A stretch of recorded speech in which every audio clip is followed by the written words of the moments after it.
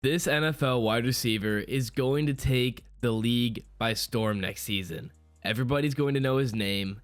Everybody's going to see his highlights, regardless of what team you support. And that man is Jameson Williams. And I'm going to tell you why he's going to explode and put up some crazy numbers compared to this season. To start, I want to briefly rewind. Williams was the 12th overall pick of the 2022 NFL draft. He was drafted injured with a torn ACL from the college football playoffs, so his rookie season was extremely limited and only had one reception, which was for a touchdown. And he did have one other play that is easily forgotten about from his rookie season, week 18 against the Packers.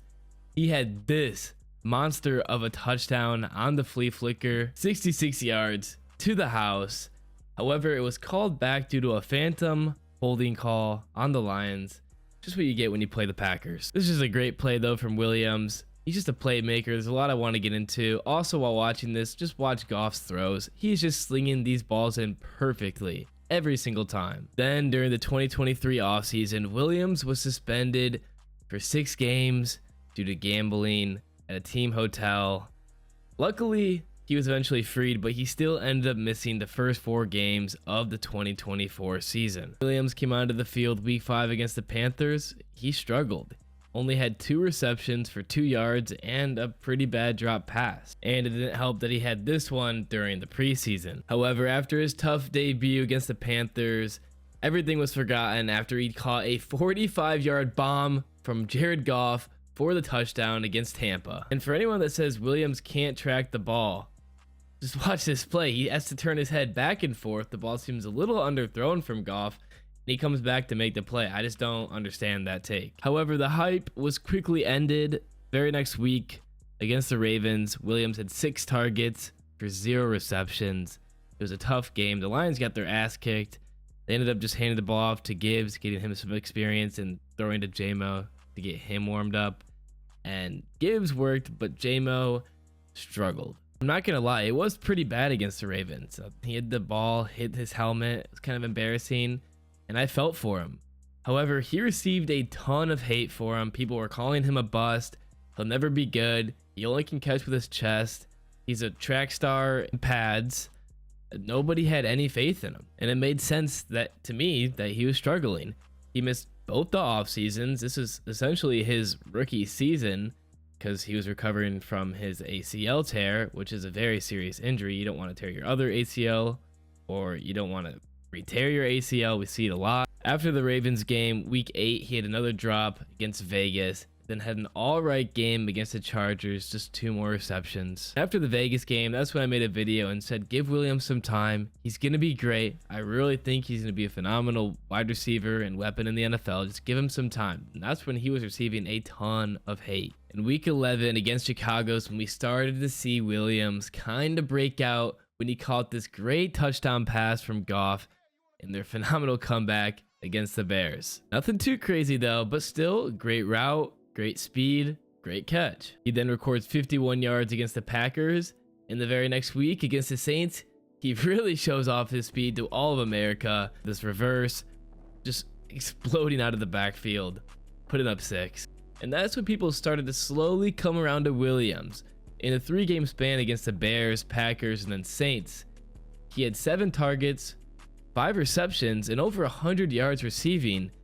In addition to this touchdown and a receiving touchdown. 2 weeks later against the Broncos, Williams comes to play. 7 targets, 4 receptions for 47 yards. He's getting worked in.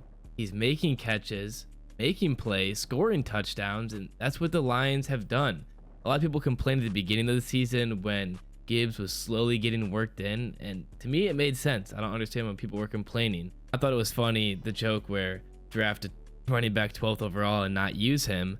That was pretty funny, but they were just slowly working him in. You could see every week they were giving him more reps, and against Baltimore when they were losing, when it didn't matter, they gave him a ton of reps. And it's very clear that that's what they've been doing with J-Mo. And Goff also needs to build that chemistry with J-Mo, and now he's going to have a full off season for the first time with a fully healthy J-Mo that's not suspended. And for people that argue that he can't catch, look at this right here. I know he is a chest catcher. I'm not going to argue that he's not.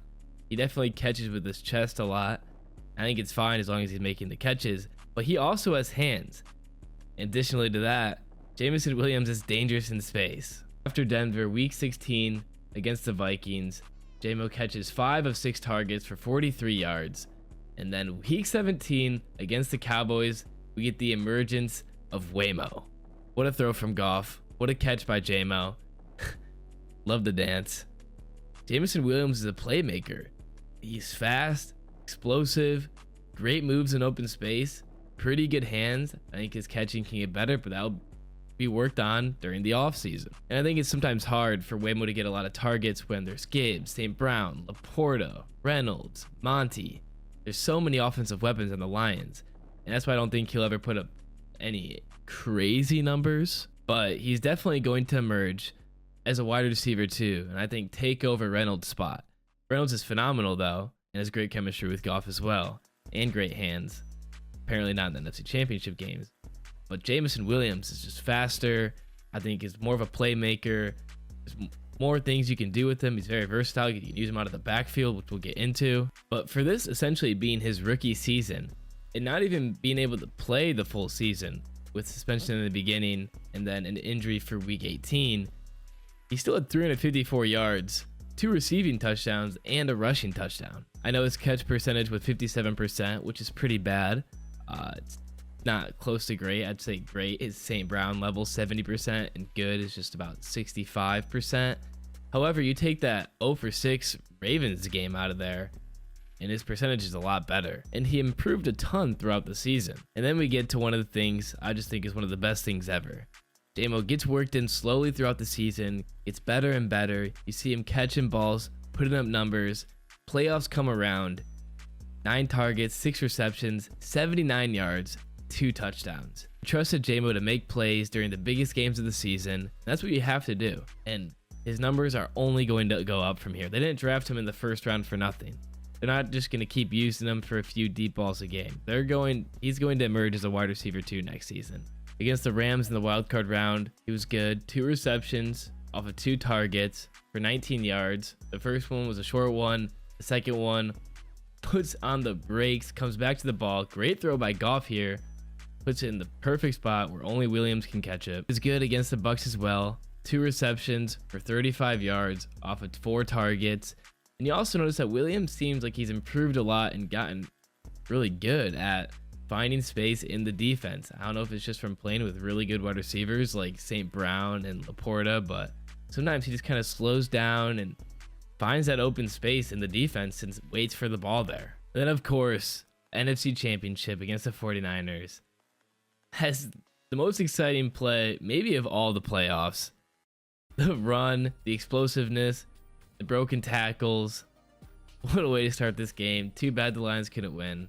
I still love a lot of the plays from this game, mainly just the first half, honestly. And this play is just so exciting. And then the second highlight from this game that I think is an underrated catch, because it didn't really mean much. It meant a lot. It's 4th and goal. The Lions have one more chance to get into the end zone to stay alive with the game on the line. They have to recover an onside kick, so it's really unlikely that they're going to win this game. I think they know it, but obviously they're still trying. Detroit Lions, they got the grit, they got the dog in them. But great catch here by JMO. Goff trusts him. The Lions trust him to make that catch in the back of the end zone. And he doesn't use his chest, uses his hands. It's a great catch. And I know I've said it a few times in this video, and that's kind of the main point of this video, is JMO is going to emerge as a strong weapon for Goff next year. He's going to be able to build way better relation, chemistry with him during the offseason. He's going to be a better wide receiver after the offseason and training camp. This season, JMO had 354 yards off of 24 catches with 2 receiving touchdowns and 1 rushing touchdown. That's with a lot of missed games.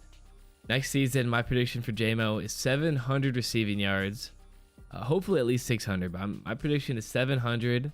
I think he's going to emerge as the wide receiver too, kind of take over Reynolds' spot a little bit. I think it can happen. It does suck that there's so many weapons in the backfield.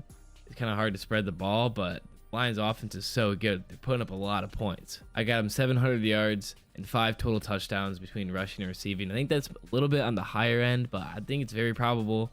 And hopefully he has a great playoff performance next year, even better than this year, if the Lions make the playoffs, which I think they will. I think Jameis going to break out next year. If you enjoy my content, I'd appreciate if you could like, subscribe, helps me out a lot. And as always, thanks for watching.